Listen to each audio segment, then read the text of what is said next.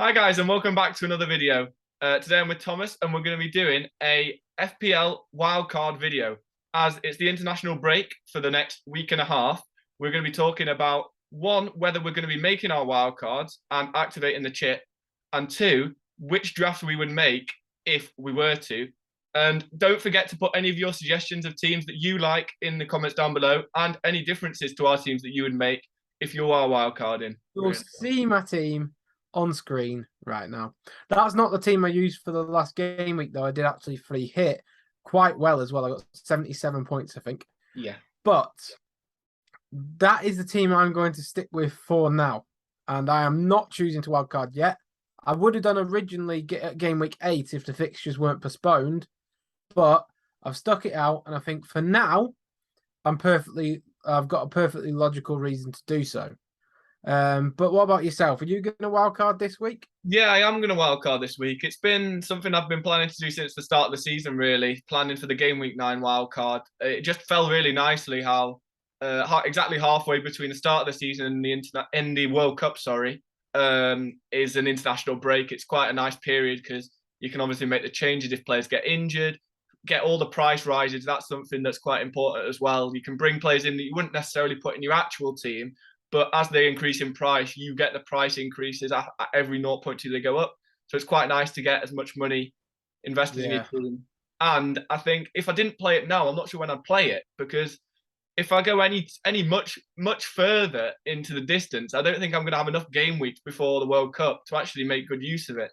Because the World Cup, you get a wild card then anyway during the World Cup. So I don't think for only 2 or 3, maybe 4 game weeks, it's a good idea really to do it then. But I don't know. That's where I'm doing it quite tactically. So you got to live in FPL by your decisions. I could absolutely balls this up, but there's a game week. I think it's in 3 weeks' time, 3 game weeks' time. Sorry, where Arsenal and Manchester City don't play. Yeah, now these are the league leaders in terms of FPL points, and that's where it's going to be crucial because of the shortfall. I think it's 2 game weeks after that where you get the World Cup. If I'm not mistaken, I might be wrong slightly. It's a little bit longer after that. It's maybe 4, I think, but it's still. But yeah, because it's a short window, I'm going to wildcard and then, because I've used my free hit, to ensure I have a strong enough bench to sort of miss out these Arsenal players. So I'm going to get rid of all my Arsenal players at 1 hit then. And I'm going to bring in other teams' players who obviously play. Those other teams' players can then play when the City players don't play, which is a risky strategy because obviously City players tend to have more value than Arsenal players. So I am missing out on that value for 1 game week. But I think it's a better idea for me personally in that sort of way it's set up, purely because game week 8 got cancelled, which was when I was originally going to wildcard. And I know it's 1 game week out, but now I've got this far. Arsenal have Tottenham this game week, who they traditionally do well against at home. Then they got Liverpool, who usually they do poorly against. So if I was going to get rid of my Arsenal assets, it's either at that Liverpool game, but then if I get rid of them, then I'm a jumping the gun on the Leeds game.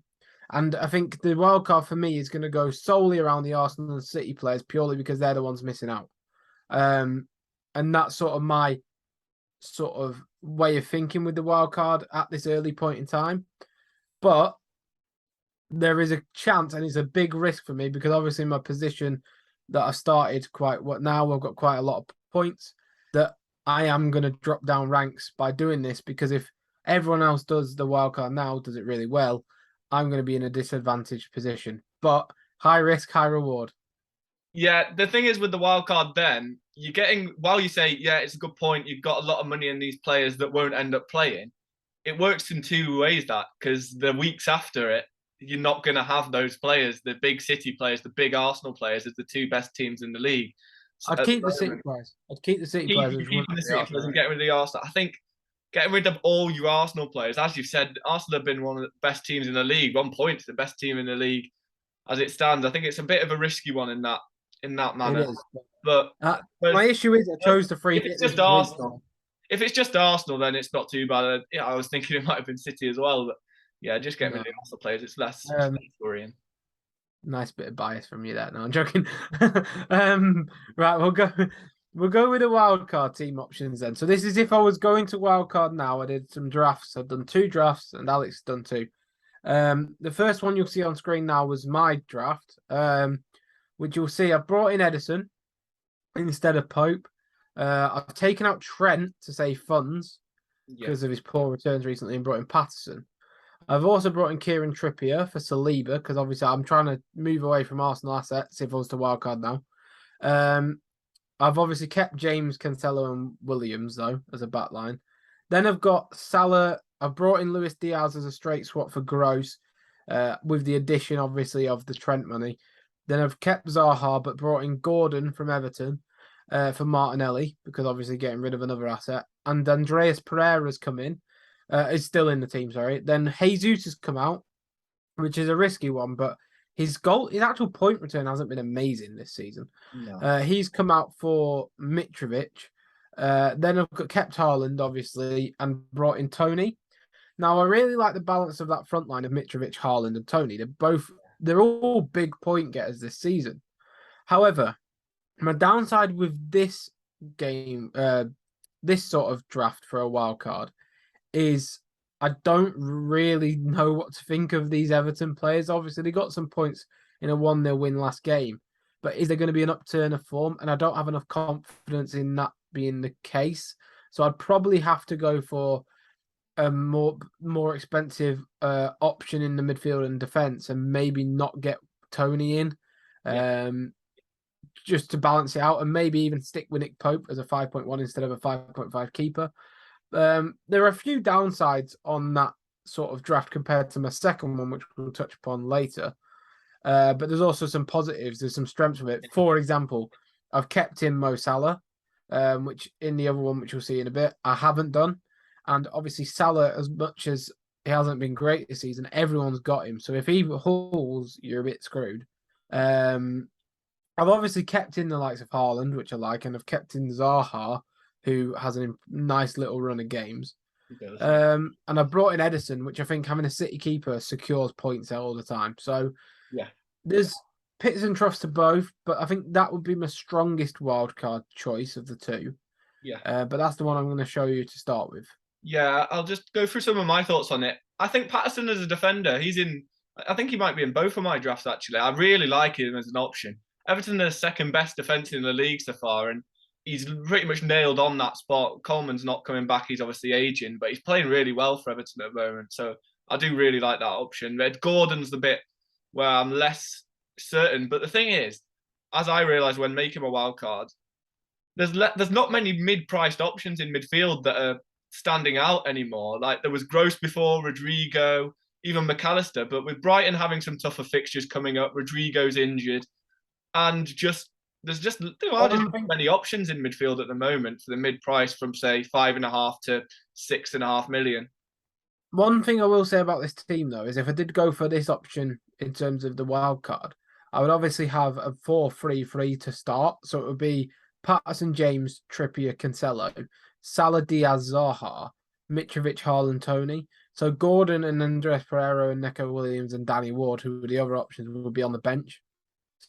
So there's that to think about. It seems when I put it like that, with obviously a back line of Patterson, James, Trippier, and Cancelo, in my opinion at least, it comes across as quite a strong FPL team. It is. Especially when Gordon's a bench option as well as Williams and Andreas. You've seen obviously better bench options, but then Andreas always gets a few points and stuff. So I don't think it's horrendous. No, I like it as an option. There's definitely some players in there that people aren't considering enough, I think, as well. Patterson is one that's gone under the radar a little bit because everyone seems to go for Nico Williams from the start of the season instead of him, just because of his. I've still got Nico Williams. Yeah, I've still got Nico Williams as well in my drafts. I still think he's worth having, but in terms of if you had to go for one of them from the start of the season, I think Patterson's probably the better one, but it was just Nico Williams was more guaranteed to start. I think that's why everyone went with him. Okay, right. So let's go on to your draft then. Your first. Right. So let me just get my first draft up. So as you can see, it'll be on the screen right now.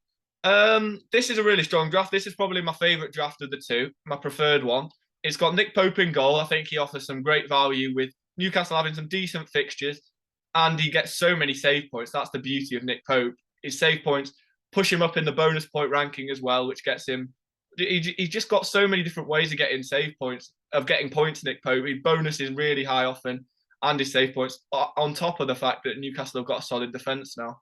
The only issue with Newcastle is they haven't been that good. Weirdly, they sit 10th at the moment. Yeah, They've only had one win in the season. They've had 5 draws and 1 defeat.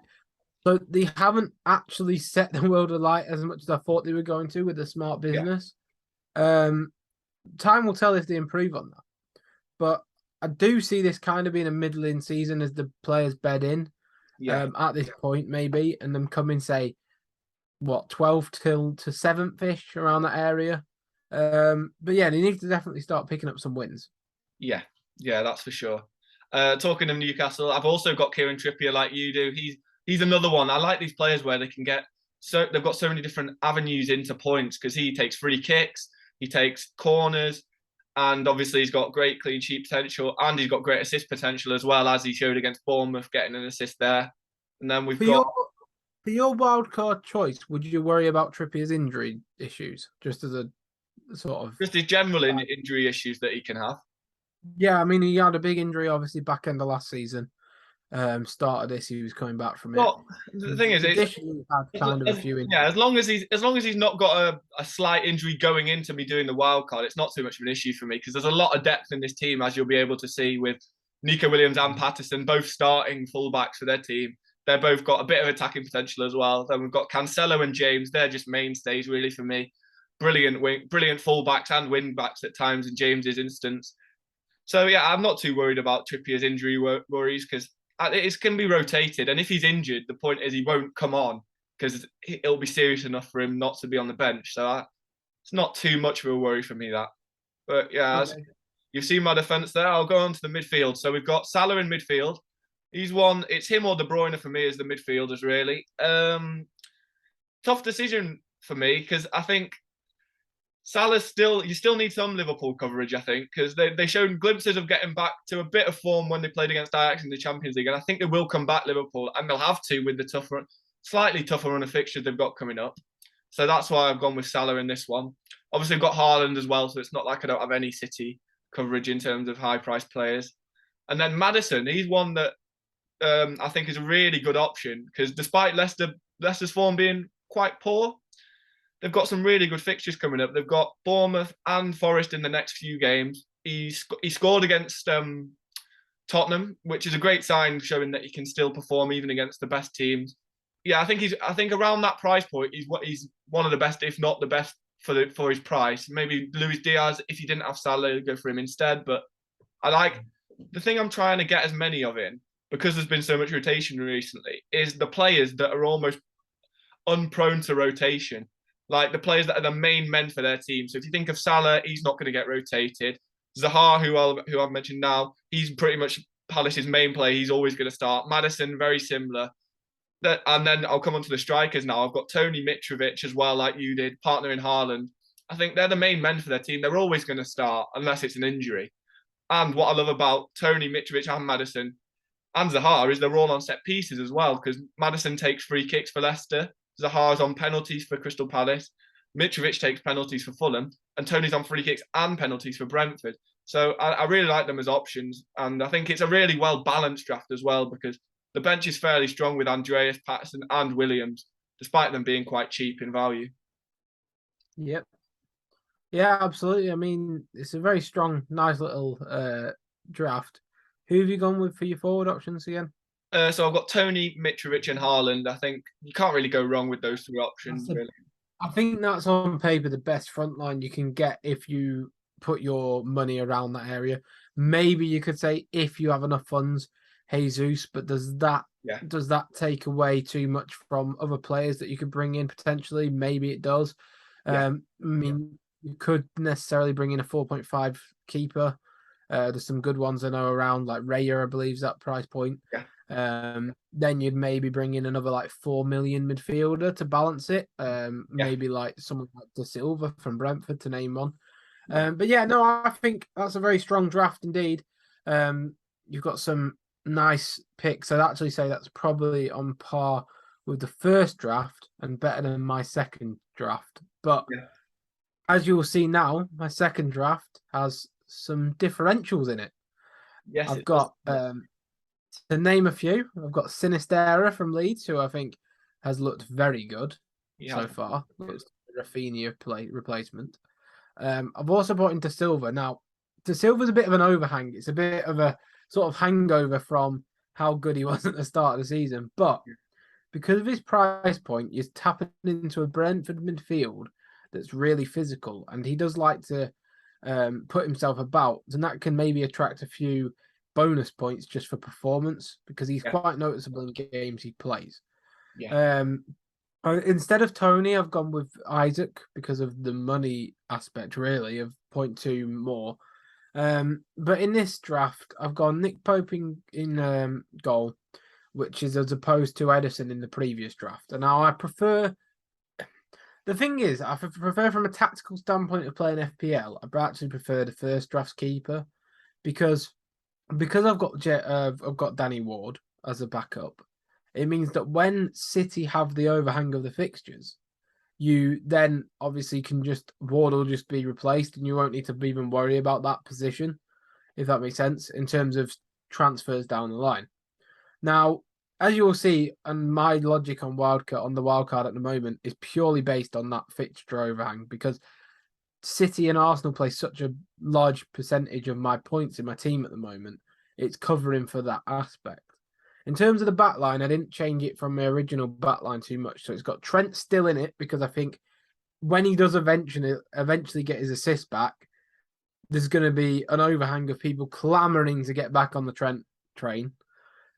James, because I need a Chelsea defender, and he's the best one of the lot. Trippier, because he's just got some form, and he's doing really well for Newcastle in terms of point scoring.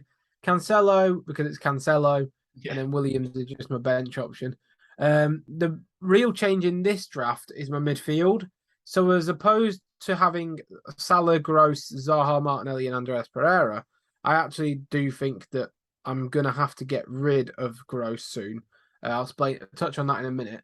I went with De Bruyne, De Silva, Sinistera, Saka, and Andreas Pereira. Now, I do really like that as a midfield options because De Bruyne is getting loads and loads of points at the moment. He's doing really well. De Silva, as I touched upon, gets you a sort of arm into that Brentford midfield. Sinistera looks frighteningly good every time I've seen him play. Saka's a mainstay for Arsenal. Like, even in the Europa League in midweek, he came off the bench stupidly. The kid doesn't get a rest. So I know he's always going to play for Arsenal. And then obviously Pereira's just cheap, so he's staying there because he's cheap and cheerful. So the thing about Gross, which is where I think fantasy players need to look at throughout the season now, is there's going to be an overhang of obviously Potterball being there. So for the next 2 games-ish, you'd imagine Brighton are going to play similar to how they did under Graham Potter. Now, Gross's points might dip when they start playing less like they do under Potter and more in the image of the new manager. So that's going to be something to keep an eye out on. And then my front line is Mitrovic, Haaland, and Isak. Now, I like Isak. He's getting points, but is he a clinical goal scorer? Maybe not. So is 7 million a bit pricey? Maybe it is. But Haaland and Mitrovic are basically guaranteed bagsmen and guaranteed point tools. So I like this team. I prefer the back line on this team to my previous draft because it keeps the likes of Trent, James, adding Trippier and keeping in Cancelo. I'd probably play again a 4-3-3 with this team because I played De Bruyne, Sinistera, Saka, and then Mitrovic, Haaland, Isaac. And I think De Silva would make a bench, but I think De Silva's a very strong bench option anyway. Yeah, he is. Yeah, I do like this team. It's quite different to a lot of the drafts that you'll see, but Saka is a lot more likely to start than Martinelli. I think Martinelli will start most games either way, but Saka, he just offers a little bit more than Martinelli in terms of attacking. Martinelli gets subbed off. Saka don't get subbed off. I think they start the same amount of games, but I think Martinelli's always got that substitute risk because he's not Jesus, he's not Saka, and he's not Ødegaard, and that's unfortunately for him how it's gone. So, for example, Jesus will start and usually play the majority of the game, and Eddie will come on, and Jesus will drop to the left, and that's sort of how it's happened. So, I don't know. It's just for me, it seems more secure, that draft, and it's more preparing for the game when the Arsenal players drop out. Because you can imagine in that draft, say naturally you'll culminate 0.2 million before the game week where 0.2 million, sorry, before the City and Arsenal game week where they drop out. And that 0.2 gets you an 8 million asset because obviously Saka then comes out that side. You bring in a Luis Diaz or anyone hovering at that 8 million for that game week. And then obviously De Silva drops into the team. Andreas Pereira drops into the team. Ward drops in for Edison if you were to go down that route eventually. And you can see how you'd sort of cover for that, if that makes sense. Yeah. No, yeah, I like it as a draft. Right. So I'll get onto my team. This one is a lot different. As you'll be able to see, this is a lot different from our first draft. And what I will just highlight, as you can see, the thing I don't like about this team is it lacks a premium midfielder. And I think that's a bit of an issue. I think that's a bit of an issue just because if you want to change between premium midfielders, it's a lot more difficult when obviously you don't have to start with. Please say you've got Luis Diaz. I do have Luis Diaz. Okay. I do have Luis Diaz. I'll go through it quickly. I'll go through the whole team and then I'll explain it. I've got Nick Pope in goal still. He's my keeper of choice. Trippier, Cancelo, James, and Saliba. I've still got Saliba because I'm lacking Jesus in this one, as you can see. So I think it is justifiable to have him as the second Arsenal option. Then it's a midfield. The midfield five is Martinelli, Zaha, Maddison, Luis Diaz, and Andreas Pereira. So I think it's still a very strong midfield. It's just lacking the big player. And then up front, this is where I really like it. It's got Isaac, Kane, and Haaland. That's the difference with this team. And as you can see, I think it's really strong because Kane is a talisman and he will score so many goals in a season that he's just someone you can rely on so much. Is there no one? The only thing I'm thinking, if you are going that gung ho, is there no one you can drop down to be like your third bench option that's so cheap it don't count that you can then bring in the 0.2 million and get Tony instead of Isaac? Yeah, no, it is possible to do something like that. I could, for example, you could do. Oh, I'm just trying to think here. Saliba could be dropped down, for example. He's actually on the bench in this team. That's how strong it is in terms of depth. But he can be rotated in with Martinelli. But it's who's your back line of choice in this team? So it's James, Cancelo, and Trippier. Oh, and what's then your midfield? So I think a 3-4-3, a midfield four of Martinelli, Zaha, Maddison, and Luis Diaz. Oh, I don't play Maddison in that. Really? Yeah, no, he's not good. I mean, he's good, but he's not good. It's Leicester. Leicester are terrible. Yeah, I think with his fixtures, though, it's going to be a massive turnaround for them. I'm just in Maddison. I think his point scoring potentially in each of those games that they got coming up. I think it turns around when Rodgers gets sacked. Yeah, but I still think he'll play well in these upcoming fixtures with Bournemouth and Forest coming up. They're gimmies almost, especially the Forest one when Forest's defence is so poor. I understand the Forest. Oh, it's a bit harsh on Bournemouth. Bournemouth is a bit harsh, yeah, but I still think he can easily get something in that game. Okay, well, right. So it's an interesting team. I definitely prefer your first one.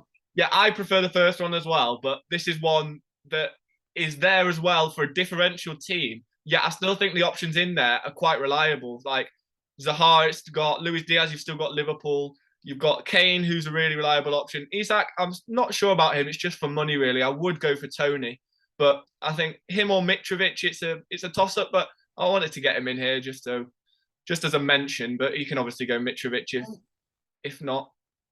So, if you had to give one differential player for the listeners to choose going into the next few game weeks, who would you advise them to get in?